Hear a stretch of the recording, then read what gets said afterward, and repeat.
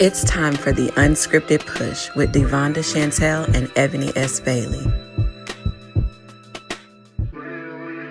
Are you ready to live your best unscripted life? We're ready to jump right into the conversation.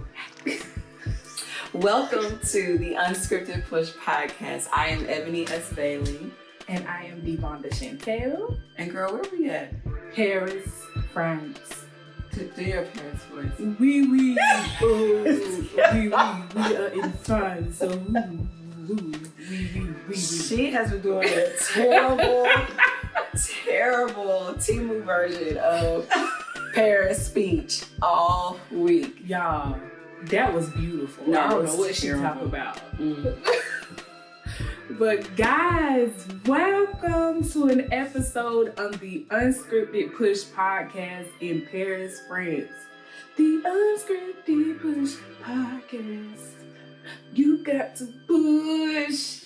You don't get to push? Push. You pushing it out? I'm going to push from my seat because this time difference is killing me. You're alive. So we realized that Paris is 6 hours ahead of where we are. Yes. So, listen, your body thinks it's nighttime, but it's really daytime. Or they think you should be eating lunch, but you really eating breakfast. Like, it's weird. It is. And now we're about to leave tomorrow. Yes. So now that today I actually feel like a normal flow, it's about to change. Right. And then when we go home, it's daylight savings. We don't get no rest because time gonna go by fast when we at home too. So I'm just like, oh my God, y'all. But listen, we came to Paris for, both of us actually spoke at a women's conference. And Devonda spoke, she was the third speaker. She did a phenomenal job. And I was the fifth speaker. And it was 2 days of women from all across the country, literally all across the country. I mean, people were from everywhere, all in the same room, came with different perspectives, different backgrounds, cultures, like so many different things. And they all presented. Everyone got 30 minutes to speak. So think of like a TEDx talk. You had about 30 minutes to speak and answer questions. And then you also had the networking opportunity to just kind of meet the people that you've heard from, like the people you connected with. And it was a good experience. It was a good experience. I think the biggest thing for me is actually meeting different type of women. And it was a lot of people first time speaking. I was really, really shocked at how many women first time was speaking, but it just let us know that people are pushing to walk in their authentic self and push to go towards their actual destiny. And I thought that was amazing, listening to women and getting their stories and their background, where they're from, and meeting new people. Like, so many relationships was built. The new people part, like, so I am a natural introvert, like just in general. So being in a room of people, I'm a Christian girl, y'all. So like majority of my world has been church.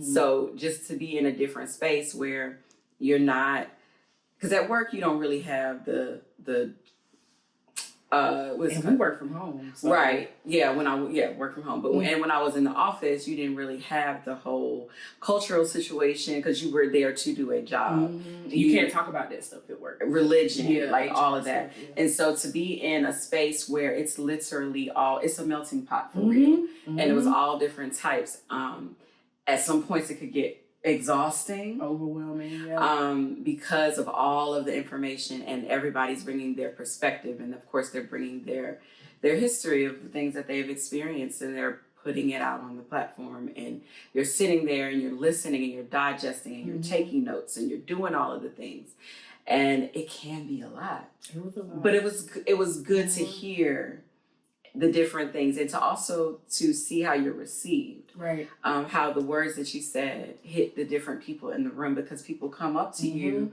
and they say how certain parts impacted them. And that also lets you know sometimes get out of your nerves. Yeah. So let's go back. Let's walk you guys through the morning and the feelings of everything that we experienced. Well, I can talk from my perspective because we're talking to you guys, so we haven't had a conversation with each other from the steps of how you feel going into speaking, somebody calling in, like, it's crazy, guys. And I know you guys think like, oh, Ma, yeah, you'll be fine, but I'm always on panels. So when you're in front of a room with people looking at you, I mean, these women were looking in your face. Yes. They were not looking off or down. They was just like so ready to see what you had to say. So when I look down to read something and I look in the audience and I'm like, oh my God, they are hanging on every word that you actually say. So for me, it was just like, this is my first international trip. To Paris, I go to the islands all the time, but to Paris, longest flight, you get here, you don't know what to expect, you're meeting new women, you preparing a presentation. So when we got there, a lot of things wasn't working. So the presentations wasn't working. I had notes that I had prepared under the PowerPoint. So if you guys do PowerPoints, you know how you can add the notes. And usually you used to I forgot what it's called, but a Patron that has your notes at the bottom. So you can kind of look out into the audience and read your notes. None of that was there. So I was overly prepared, but underprepared for a plan B. And it's like what I learned with speaking and talking to everybody there that has been speaking for a long time, always have a plan B, C, D, E, F, G, H, because you're never going to be fully prepared, and even the seasoned speakers. And so I had got up there, I was freezing on the inside, my mind wasn't coordinating with what I had studied and practiced before. And then I was like, I'm just gonna get through this. I'm up here, I just gotta get through this. And I had started, was in my head about the message, and I was just like, and I'm self-critical. I don't criticize other people. I don't look at other people, what they got going on. That's never been me, but I self-criticize. You could have did better, or you could have did this, or you could have did that. And all of my friends was like, let me see the video, because I know that how you are and you hard on yourself. But I was so nervous. And then I learned that you cannot have control of everything. You have to kind of let go, breathe. You know what you're talking about. Self-esteem is your lane. Confidence is your lane. Use those life things that you have been through to actually talk and communicate.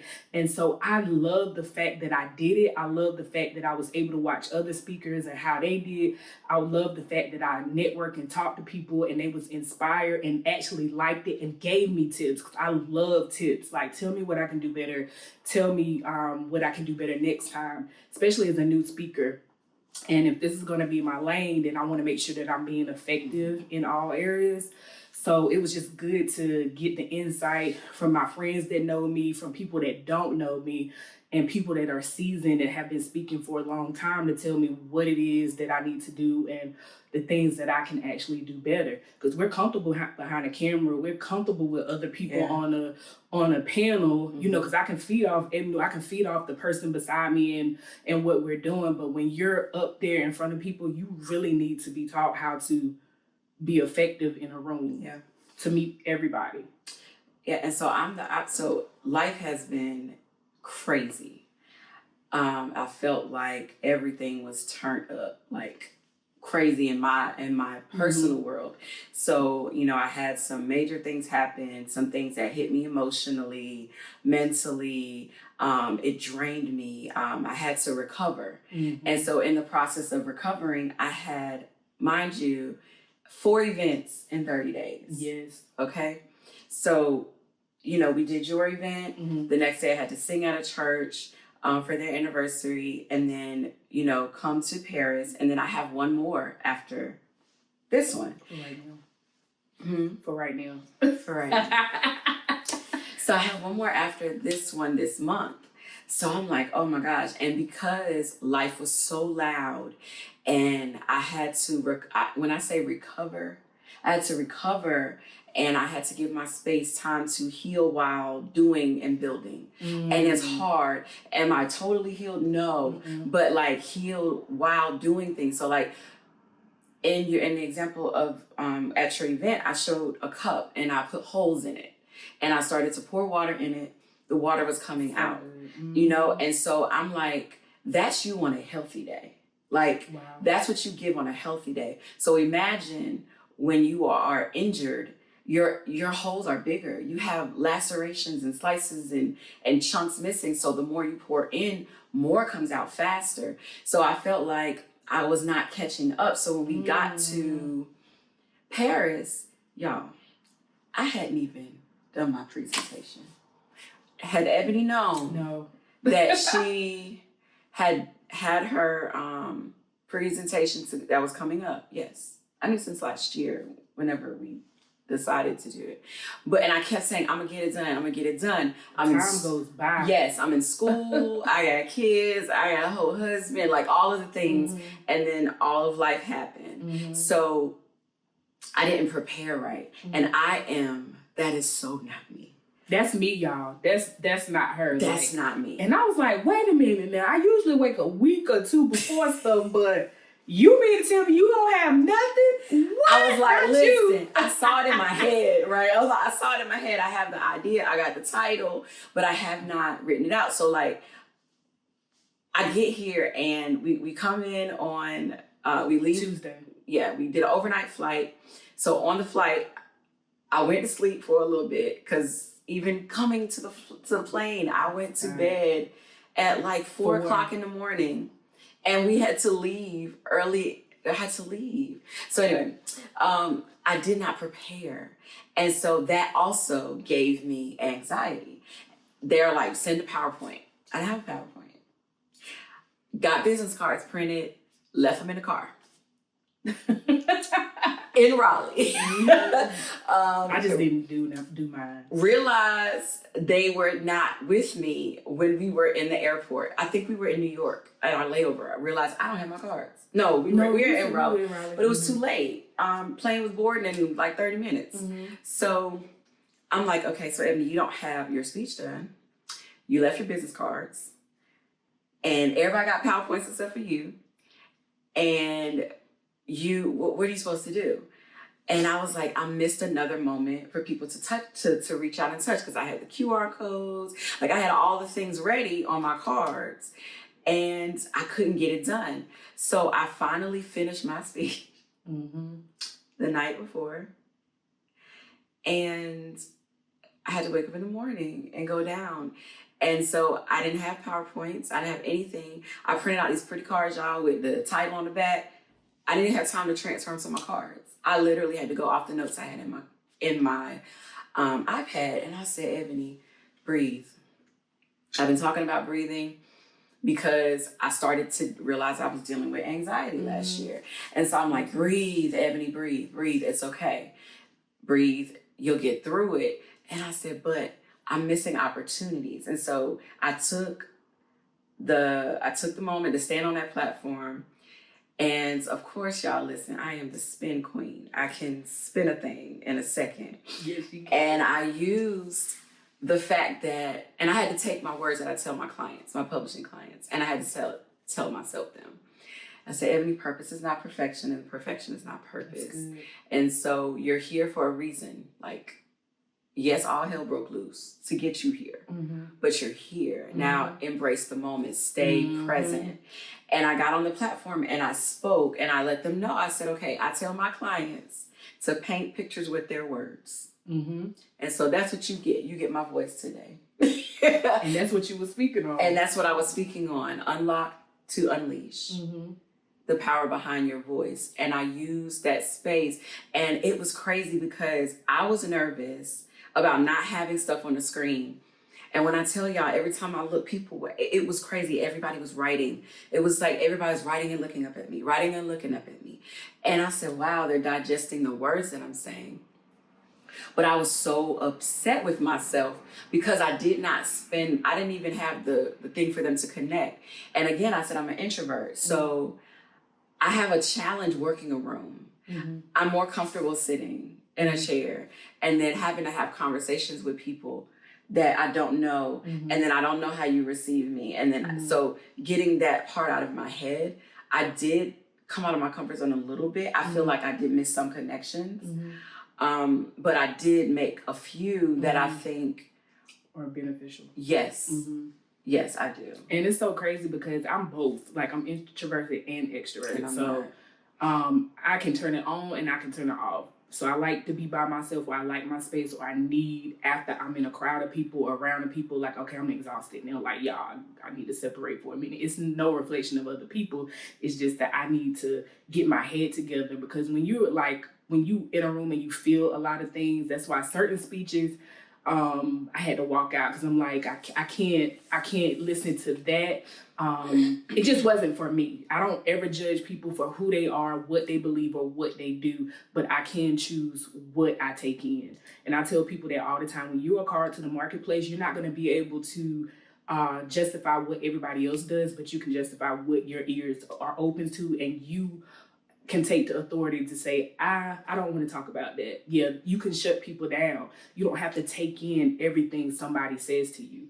And that's what I tell people all the time. But what I did was I did network. And I was talking about, She Woke Up conference. Here's the link. Because I knew she wasn't going to do it, because she was in her head, or she was thinking about other stuff. And I'm just like, well, shewokeup.com or this, and this. I'm taking pictures with people. So I'm really networking for the both of us. Oh, our Unscripted Podcast on YouTube and, different things. But after I do all that, I'm exhausted. I'm like, okay, it's time to go in my separate space. So I think that's good with our relationship, even though I know she's introverted. And in the moment, she's not thinking, because I'm just like, Ebony, you could have said this at this point. And she just like, okay. And even my conference at the end, I didn't even think about mentioning it. Right. Somebody asked a question. Mention nothing. Somebody said something, or what do you have? Somebody said something about upcoming or whatever. And I did mention I have a conference. Yep. And I said we have a podcast, and I did mention it there. And so one of the ladies, the very first person that spoke, when I say energy for days, amazing. Tina B. She's coming. She's gonna be speaking at the leadership conference I'm having, y'all. She's amazing. She is, and she I gravitated to her. And I'm so glad we connected. And I saw her again last night when we were coming back, and so we just talked. And I was like, I'm grateful, because I mentioned to her about the connection. She said, Ebony, the people that she needed to connect with, she said. She said they'll remember you. She was like I am. And she told me what she got from me. And I said, you're about to make me cry. Because you don't understand. I said, how I heard you speaking in my head on certain parts, saying because the PowerPoints wasn't working. And she was the first person. She did a whole song rap, a whole right. She engaged the whole room. I told her, I said, you learned. I said, I watched you pivot. I said, and I'm working on pivoting and pivoting and being clear-headed with while I pivot. And some things you can't be in control of everything. Right. Y'all, I was so nervous, I couldn't even figure out the clicker. I was just like, Vaughn, you do presentations at work. You know how to use a clicker. I'm telling you, my mind was so flustered. And so then, with Tina, she is just amazing. I think you guys had left for a minute, and she was coming over. She was looking for both of us. She was like, where's Ebony? I said, she's coming back. And she was like, well, let me talk to you for a minute. And I was like, oh, Lord, she about to tear me up. I just was like, oh, I did. Well, she was like, she was like that with her voice and stuff like that people always used to tell her that she's weird, or she's not good enough, or this type of person. Why do you want to speak? Why do you want to do that? So she kind of dumbed down herself a little bit, because she didn't want to be who she was. And then she started to find herself. And she asked me how old I was, and I was 38. And she was like, you're doing this now, and you're finding yourself now. That is commendable, when a lot of people are in their 50s and 60s before they really put themselves out there. So she was like, you're learning now. She said, imagine how you're going to be when you get in your 50s. And she was just talking to me, and she was like, I can tell you in your head. And I was like, yes, because I'm replaying. I missed this. I could have said this. This was in my notes. She said, you're never going to have things 100% when you're speaking. Stuff is going to always happen. She said, you have to know how to maneuver. And she was like, you have to trust your instincts, and you have to trust your message. And that stuck with me. I was just like, Vaughn, self-esteem, confidence. This is what you live. You have to learn how to maneuver and not be so dependent on your comfort zone or of what is in front of you. And so she was just saying some other stuff I can't remember. And I just started to cry and bawl. And she was like, you don't know how, she just said the stuff that I was saying. She was like, you don't know how much that helped me because of the simple fact that I've been going through a tough season and a tough time. And you would never know it with me being up there, but I am going through a lot. And that's when she was looking for Ebony after that, because she was talking about the voice and utilizing your voice and different things like that. But she really impacted us in a different way. But imagine if she would not have used her gift because of what other people say about her. Yeah, and that's what a lot of things happen. So sometimes, and that falls into something that we'll talk about at another point, but people pleasing, you know, and even people that don't have a direct connection to you, the words that they say can if you're not strong enough, will cause you to shift. Or even the people closest to you, their opinions of what you're doing can sometimes cause you to shift, and you don't realize that you have shifted until you find yourself unhappy with what you're doing, or you're censoring the words that are coming out of your mouth because you're trying to consider how other people will feel or how will it hurt them, when really it's doing more damage for yourself. So while I was sitting there and I was listening to her speak, she gave so much energy, right? She gave just her presence is big. Electrifying. It fills the room. And she does this, and I said, y'all can't tell me I can't dance no more, because I'm just going.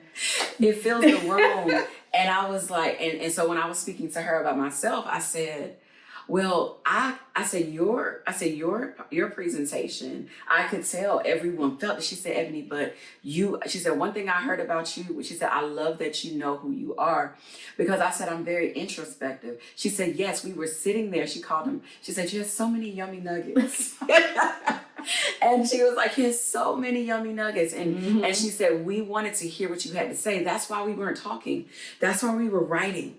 We were writing down everything you were saying. And then my sister reminded me, she was like, Ebony, they did ask you a question. They raised their hand.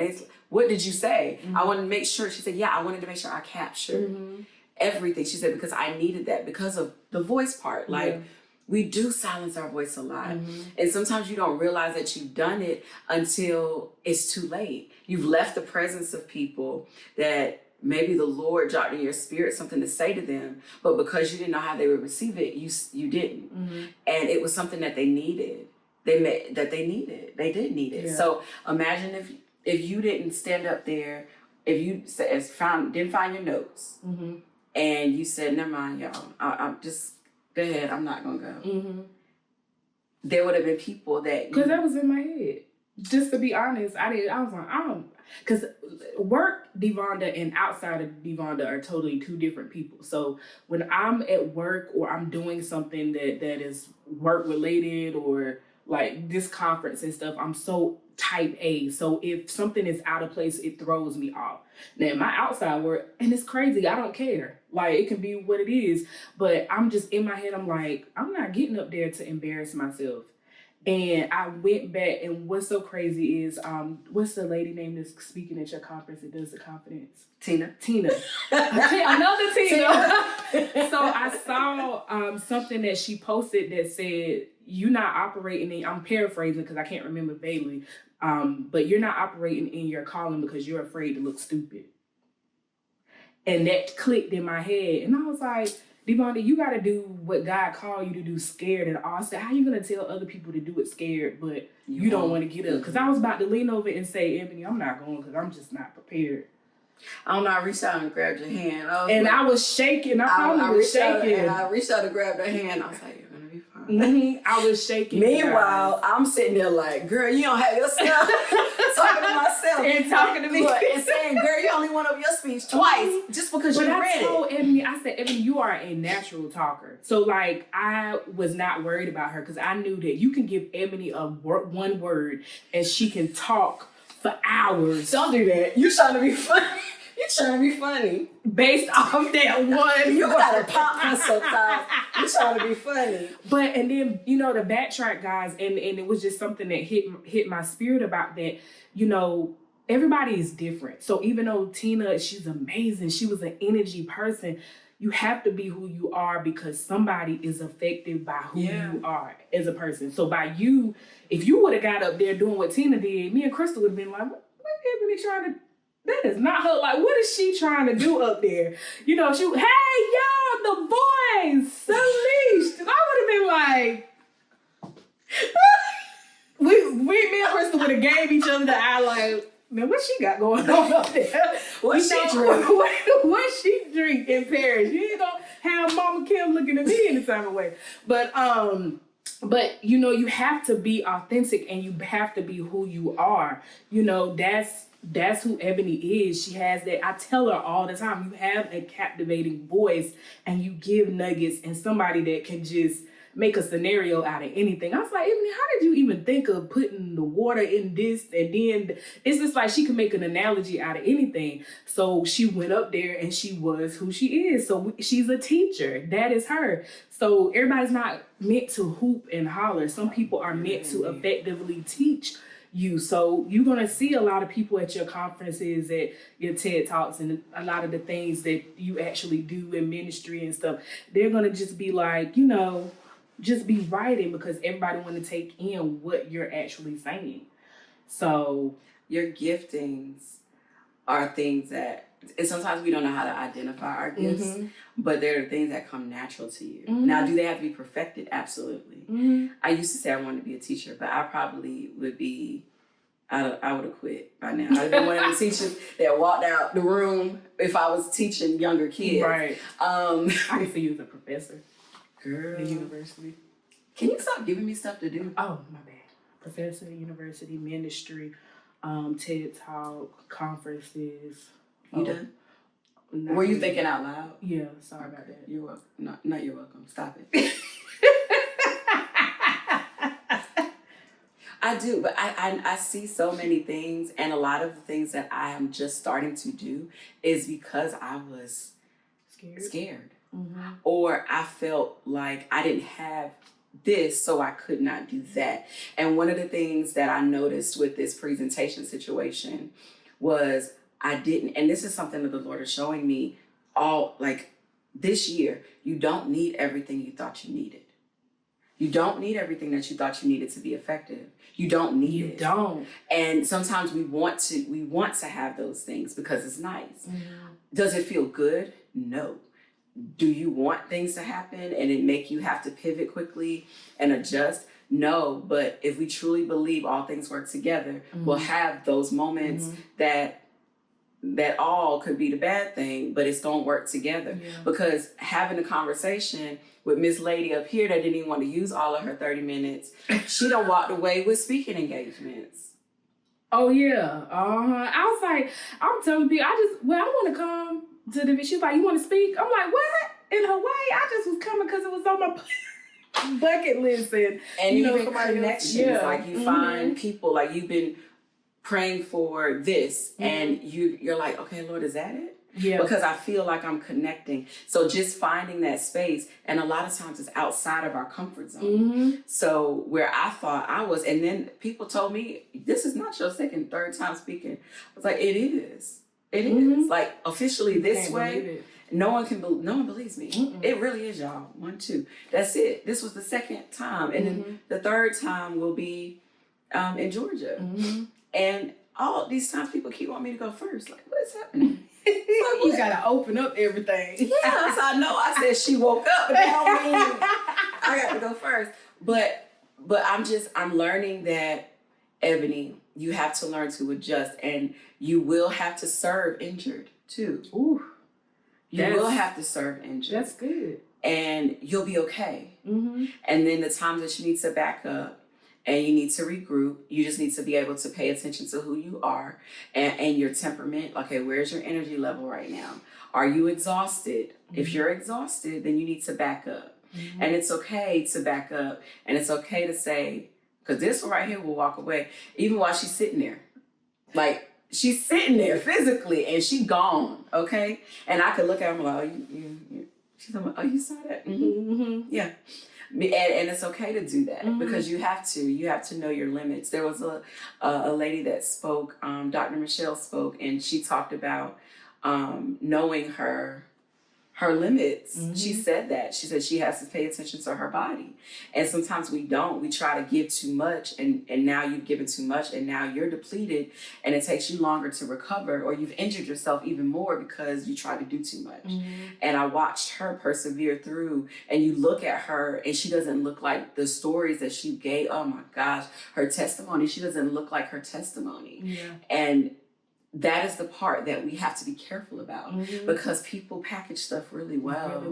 And you don't know what they're carrying. And then you're pulling on them for more. And they really gave all they had in that moment. You need to step back and let them recover. But if we just glance at what people have to offer, sometimes we miss that. Yeah. And then you got to understand too, like, you're bigger than the four walls. Like, when you go into the marketplace, you still can carry God with you. And, back to Dr. Michelle, like, I have been praying, you guys, for a mentor for years. Somebody that I can just talk to, that I can look to, that can help me. And I was just praying about it. And I was just like, God, okay, I'm just going to let you do it. Of course, people come up, let me mentor you. And I'm just like, I don't want them to come up to me and say that I'm supposed to be your mentor. I just want it to be an authentic thing.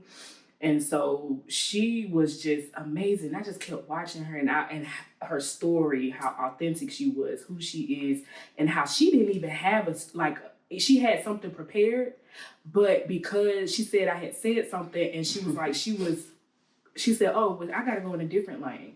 Now, I want to be able to do that. Like, you have a whole presentation and something done, but because somebody said something, the room needs something different from you. Because she wasn't prepared to tell her story. She wasn't prepared to be as vulnerable.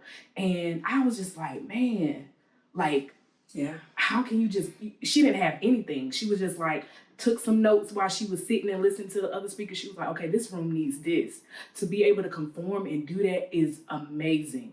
And she was putting out, and she was just telling us all the things that she had been through. When I tell you she's beautiful, and you just would never think that she has been through so much stuff.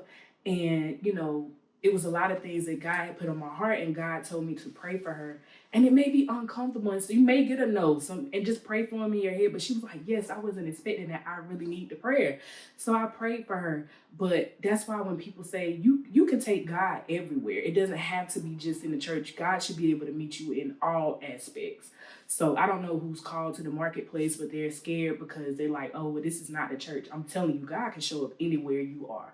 And that's where the ministry was anyway. Like, it's outside the four walls. You think about it, like, even with Jesus and the disciples, they weren't in a building. They were going into all the world. Like, that's what you do. And I feel like coming here, it was an opening of many things. It wasn't just one. I just see like an open door, basically. And it also showed me that you can go into a space and you can be who you are called to be and be received. For who you are. Yeah, and it may not be, your message may not be for everyone, but the one that it's for will be able to grab it, and they will walk with it. Like when I saw, we were in the lobby yesterday, and I saw her, she said, I was looking for you. I kept looking out there for you. And she said, I was hoping I ran into you before I left. And I was like, me? Like, and again, she was the one that I just grabbed to. And she stood there, and she went back to yesterday. On Wednesday, and she just went back to it, and she started talking about that. She's like, but I remember. She said, Ebony, people will remember. And I said, Ebony, you remember things. And it was crazy because I told her, she said, but you remember. I said, but you are too. I said, no, people may not have picked up the pen to write. I said, but the energy they felt was electrifying. Yes. It was just like, wow. But yeah, Tina is amazing. Like, she's just I just love authentic people. You can tell the women that have really took the time to just be them. Like, they don't put on the front. They're not trying to be a polished person for other people. They just have lived life. They've been through things, and they are being authentically, unscripted them. So, so it's just amazing the women that I met, and everybody has a story, everybody has a journey, and I was just like, sometimes we get so caught up in self, and I was gonna cry with some of the stories. I'm like, fine, you are in good health, you have a good job. All these things, we always look at the things that we don't have, but we don't never be thankful, because I'm not dealing with serious health issues. I'm not like going through abuse or trauma or different things. Like, it's a lot of things that I have overcame, but right now I'm in a good place. Like, you're not in a bad place. Stop looking at what you want, what you don't have, and I need this, and I gotta keep going, and blah, blah, blah. And these women have been through a lot of things. Yeah. It makes my stuff trivial, because I'm just like, why are you complaining about these things? And you could be dealing with something worse, or you could be dealing with something else. So I was just like, I keep going back to Dr. Michelle when she was talking about all those things and the epidural that she had to have for all those months. She said with no anesthesia. No anesthesia. I'm just like, every day. People are struggling with cancer. People are really going through a lot. And it's not to negate the things that we have been through or you're going through. It's just to understand that it's always somebody going through something worse than you. Yeah. And it doesn't mean that what you feel or you carry is any less. Mm-hmm. It just puts perspective on, okay, sometimes it gives you something to say, okay, they made it through that. Mm-hmm. So if they made it through that, I can for sure make it through this. Yeah. And so sometimes even being comfortable, like the fact that and she was one, but there were several other people that somebody had a heart attack. Like, it was just crazy. Their story. Like, it was another lady there that talks about how her parents were in a cult, and she experienced that throughout her whole childhood. She had to break away from it. And she had, and so like hearing some of those things, I'm like, Ebony, no, maybe you didn't have this. No, you didn't have that. Or no, maybe you didn't get exposed to certain things. But girl, you are blessed. Mm-hmm. You are blessed.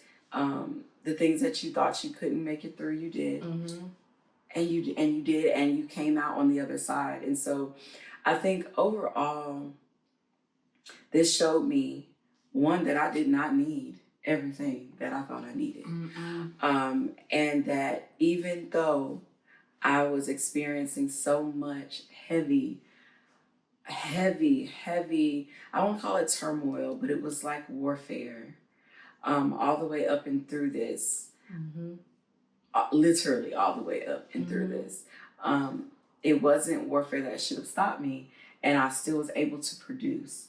And so that also, one of the things that we got to realize, like, the enemy doesn't care how much knowledge you have, and he don't care how educated you are. You could be spiritual, you could be all the things. He just doesn't want you to actually know who you are and walk in it. And he'll do anything to distract you or stop you from it. And so when he sees that you're still moving, he tries to send you stumbling blocks or put things in the way, frustrations, anything. It could be stuff that's family related. It could be health related. It could be, because I have another person I know that is dealing with, health issues, and she's about to produce something that is her first, and it's coming close to what she's doing, and it's just like, okay, no, we already know what this is, and it's not to stop you. You can push through it. Anything, I heard Bishop Jakes talk about it.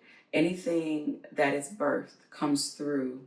It has to burst through something. You burst through anything. It's an egg. You burst through. The chicken bursts through the egg. Mothers, you push the baby out. They have to break that. If you're C-section, still, they got to cut through and pull anything. The stuff that grows from the ground has to come through the soil. So you have to learn to push. And so when you get to that part, we push. You got to push. You have to, because and it's unscripted. It happens you don't plan it. It comes Life at any is unscripted moment. And so that push that you have to do is gonna be hard. That right before you break through, that's the hardest point, because you have to put so much pressure to force something through anything. So if you feel like your pressure is at that point, don't stop, because you're going to stay on this side. Yeah. And all you had to do was endure it because again, it's instant. It hurts, but then the relief comes. So you're in your birthing of whatever you're carrying, it's going to come. The relief will come, but you have to push through the hard times. Yeah. The challenging times. And that's where a lot of people give up, is at that point. Because we could have gave up and not came, or we could have gave up and, like Ebony said, she was going through her own things and not get up there. I could have just been like, no, I'm not prepared. I'm not going up there to look crazy. But it was just like things start getting in my head and reminding me like, okay, Vaughn, you gotta get up there. Like, you just gotta do it. And I'm glad I did it, because it taught me what I could do better, what I can produce, what it is that women need. So it's just a lot listening to all those speakers. And I'm like, okay, to have your details, to network, to meet people, to talk, see people, where people from, their stories, what they have going on. You don't know who you can connect and collide with on a lot of things. Like, all the women are talking about doing their own conference. So it's just like, oh, wow, we all going to come back, have the opportunity to try to come back. I think they said something about San Diego, but it's just like, you don't know the connections that you can make by going into some of these places. And then being silent. I could have sat down. Again, I was hard on myself about not mingling as much, but I did make connections. The right connections for you. Yeah, I did make connections, and it showed me what it's like to be in a space I've never been in, and to also how to prepare mentally for being in a space that you've never been in. Yeah. Sometimes you just have to be exposed, like mentally, physically, spiritually. Like, those were some long days, y'all. Like, we started at the first day 8:00. We didn't get out of there till after 7. I think it was 8, honestly. Was it after 8? Yeah, because they got out after 7 the other day. So it was after 8. And so think about that. Like, 30 minutes speaking from somebody every 30 minutes, except for lunch. And I think we had 2 breaks. That's a long time. That's a long day. It's exhausting. And you ate once, like in the middle of the day. So after all of that information, and that's a lot of information, because these are people that got up, that prepared to give you a hard 30 minutes, full of content, full of so much, so that you can capture who they are in 25 minutes and then 5 minutes worth of questions. Like, that's a lot. So think about that. And then to come back and do it the next day. Yeah. Now, we didn't do it the next day. We went and explored Paris. But we did still get to sit and mingle with some people after or whatever. Like, we saw some of them after and sat down and talked. And then I saw some at breakfast this morning. So it was a good experience overall. I think for me, I got to see a glimpse of what other people see in me. And to hear it from people that don't know me is different. To hear from people who, I do have friends that tell me the truth. My sister tells me the truth. This one right here, just shit, the truth. I got a couple people that just tell you the truth. You don't do it with a chaser sometimes. Oh. Yeah. So I need to drink something first. No, not you. I don't want you drunk. Jeez. No. No, thank you. So what you saying is, before I deliver, to get me a drink. I'm saying you didn't. I didn't get the I didn't get the epidural before sometimes. But no, you want people that tell you the truth in love. You want them to tell you the truth. You want them to show up for you, not just in support, but you want them to protect and cover you. Hey, I see this. Hey, I see this is going on. Or even be in the room. Like, I literally looked at her and I went, I could tell she needed it. She did, because I'm telling you, these hands were shaking, and I know she felt it in her head, because I was going. And then I would look at her and I would go, Breathe. Because you guys, I deal with anxiety. But to talk about that, like, it's good to have people around you that can see stuff in you and push you to the next level. Mm-hmm. Because sometimes you get complacent. And I was reading something that said, you know, the reason why you haven't got to the next level is because you're surrounded by complacent people. And I was just like, wow, that's deep. You have to be around people that are going to the next level, pushing you to the next level, mentioning your name in rooms that you are not in.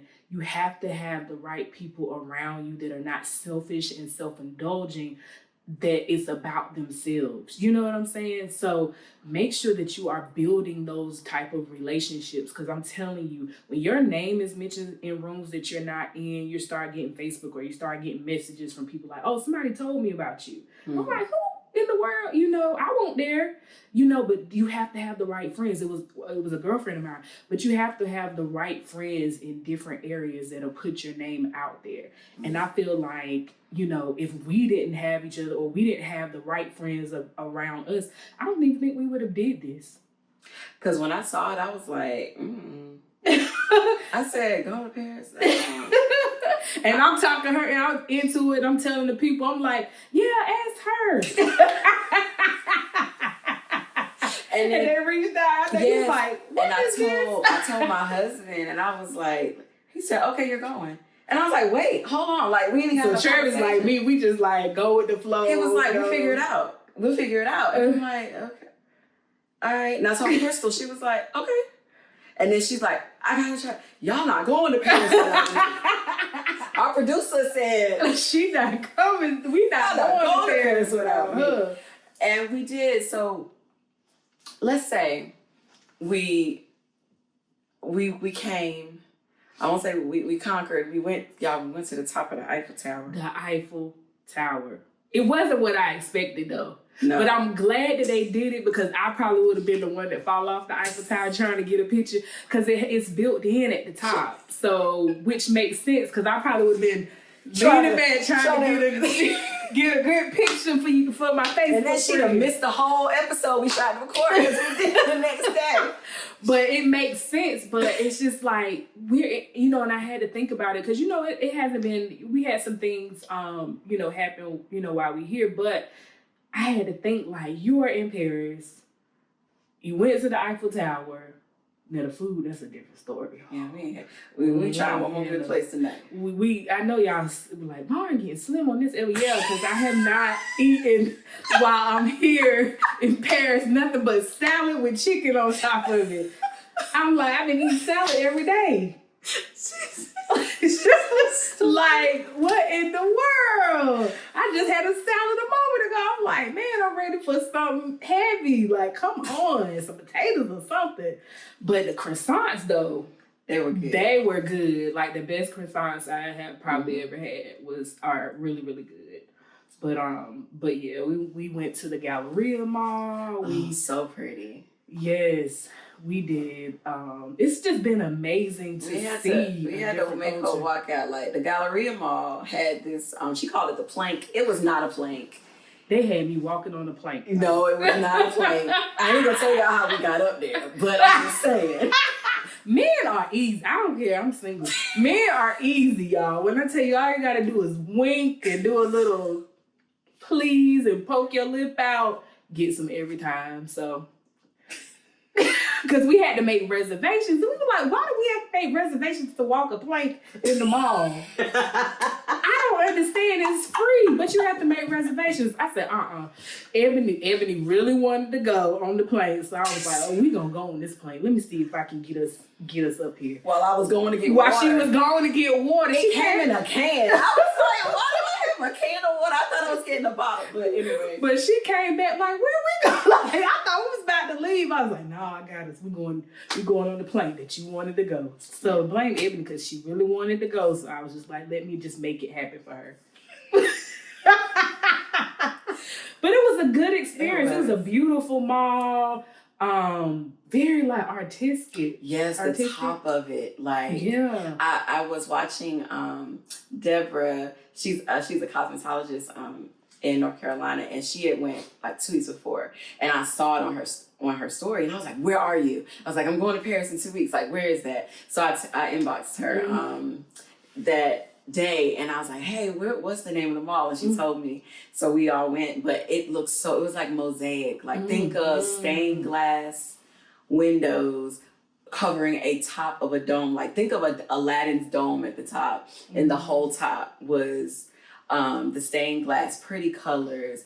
It was a very high-end mall, so if you ain't had no coins, you just had to go and look at designer you can think of. Every designer was in there. You ain't had no dollar bills, then just or euros or a card to swipe that won't bounce. You just had to go look and take it all right in, okay? Exactly. But if you want to come to Paris, I would say for the Eiffel Tower, it was nice to go to the top, but it wasn't what I was expecting. So I'll tell anybody, you okay with going to the first and second floor, and you don't have to go to the what's it called? It's whatever the summit. Summit. Yeah, we didn't have to. We was up there for what, about 3 minutes? 3 minutes. I was like, oh, it's crowded up here. Too many people. All right, I'm out. They was like, wait, we coming. And then we walked around. We're like, this is it on every side. But I mean, overall, it was nice. It was a good experience. You didn't really want to stick your phone, because if you drop your phone from the top of the Eiffel Tower, it was not going to be there when you got to the bottom. So we kind of got some pictures, but it wasn't. But we got more pictures on that level. Yeah. But we enjoyed ourselves. So, what is your takeaway from your Paris? So I would say my takeaway would be, do it scared. Regardless of how you feel, you could be about to throw up, you could be having anxiety, you could just be having all these doubts in your mind. Do it scared. Because at the end of the day, you can say, I did it. I conquered that. Yeah. I didn't let fear hold me back from doing that. I did that. And then just do it again and again and do better each time. For me, it's you actually don't need everything you thought you needed.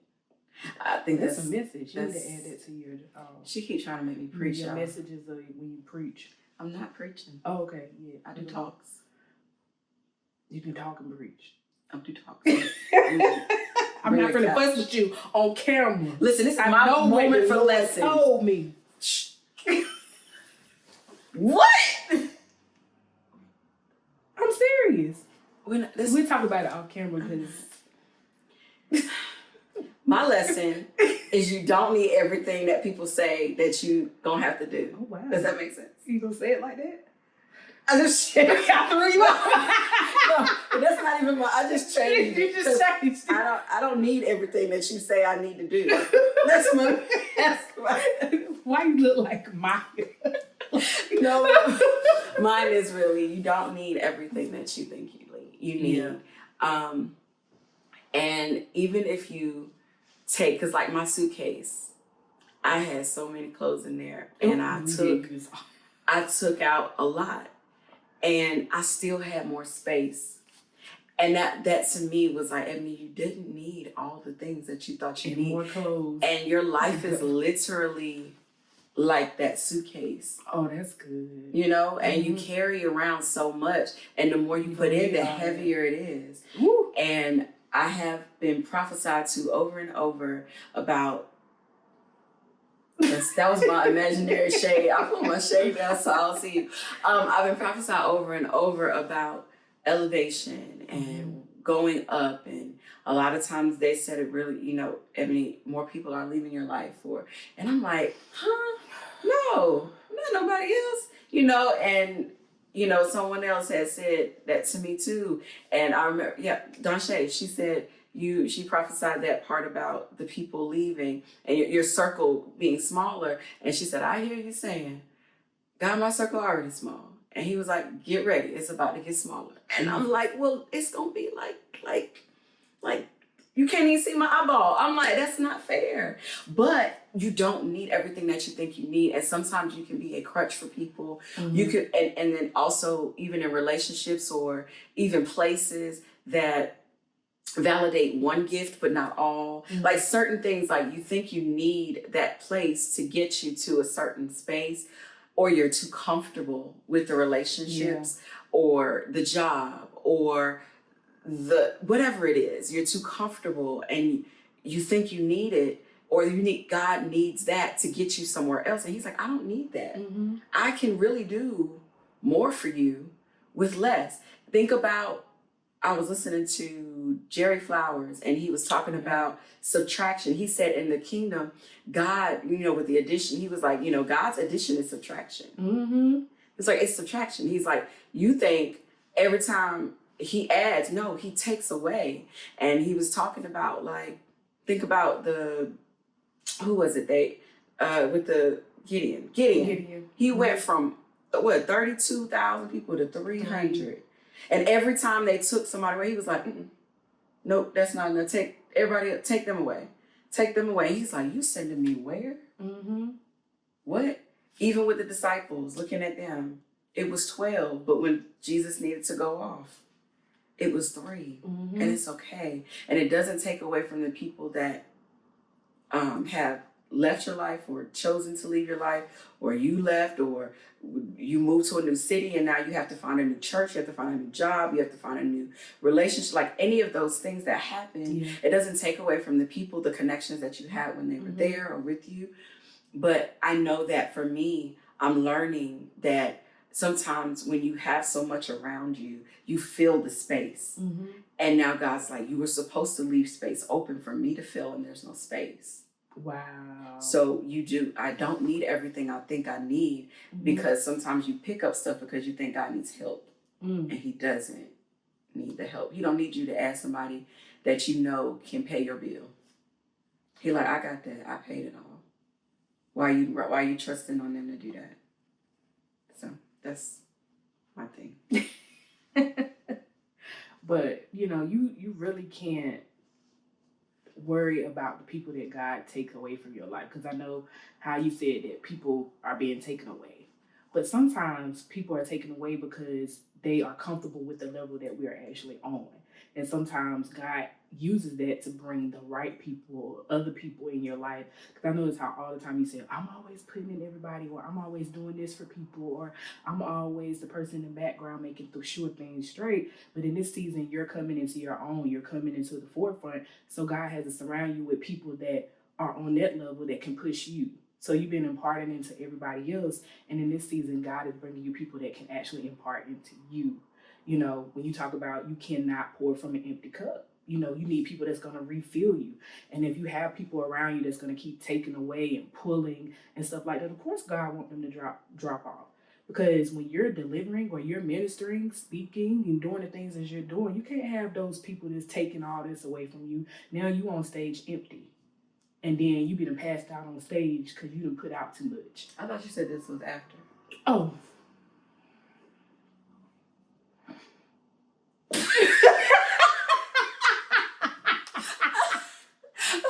Like she said on the last episode, you could have said, you didn't have to tell me off in front of you.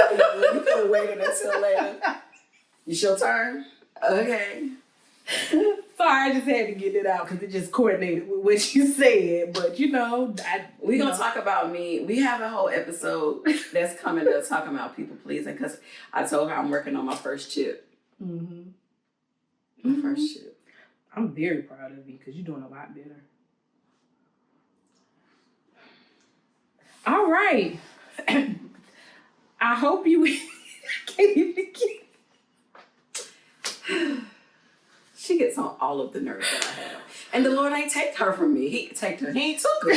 He keep leaving her. He keep leaving her tail. That's the one I want you to take, Lord. And you keep leaving her. You keep leaving her around like Jesus. She be getting on my nerves. Then you want to pout. What? Just anyway. Go ahead, say your part. So we could be scripted. Unscripted, scripted. Come for the last. Stay for the lessons, y'all.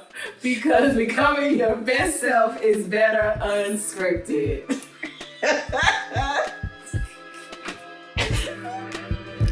We hope you enjoyed this episode of the Unscripted Push. Here's a question for you. How will you live unscripted this week? Catch you next time.